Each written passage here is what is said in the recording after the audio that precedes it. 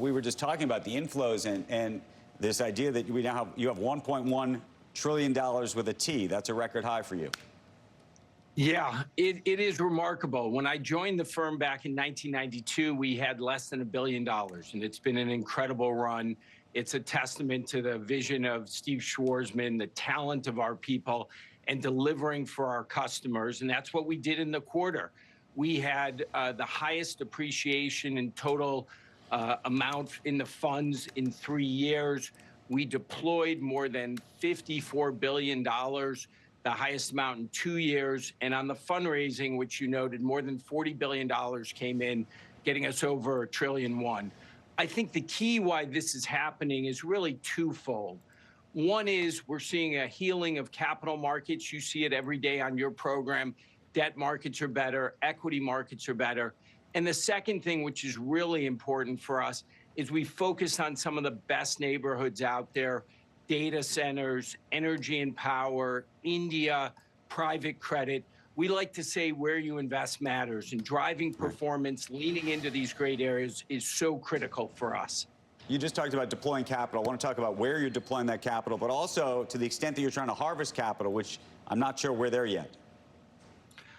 Well, look, on the deployment side, transaction activity has definitely picked up.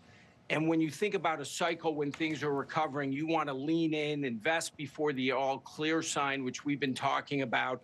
That's why we've invested more than $120 billion over the last year. In terms of the harvesting side, that's been the one area that's lagged. But that's what happens. You sort of plant the seeds first and then harvest. And as we look forward, there's some very good signs. We've seen interest rates come down, both short and long rates. Spreads have tightened a bunch. You know, we've seen anywhere from 100 to 200 basis points of tightening in corporate real estate credit. We continue to see liquidity come into the marketplace.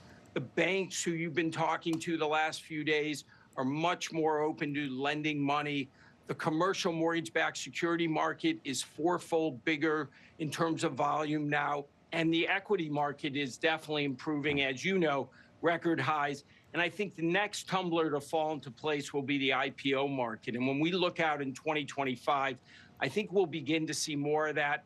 We're having discussions now that are not just theoretical about taking companies public, but really practical. And that happens as equity markets strengthen. It's like a magnet pulling companies into the public markets. And that's another reason we have optimism as we look forward. Back to John Gray, and maybe you can speak to what we're hearing from the ECB, but also where you think the Federal Reserve is going to be, at least for the next couple of months. Do you believe that there's going to be 2 cuts? Do you think there's going to be less, more?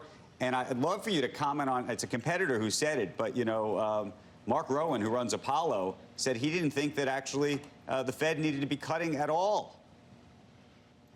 Well, I would say we're not surprised by what the ECB has done here. We see inflation broadly cooling around the world.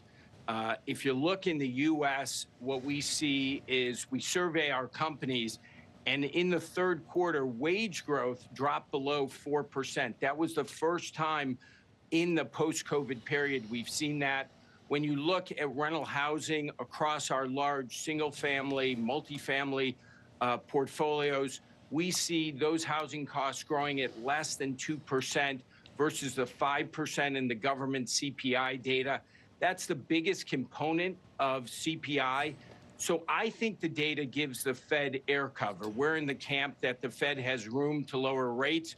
Their mission here is twofold, as you know, which is to look at the price stability, inflation. They're getting good data, and that will allow them to focus on their other mandate, which is employment. And so I would be in the camp that the Fed will lower rates. They're going to do it deliberately because they have a healthy economy, but they do have room to cut because the data reflects that.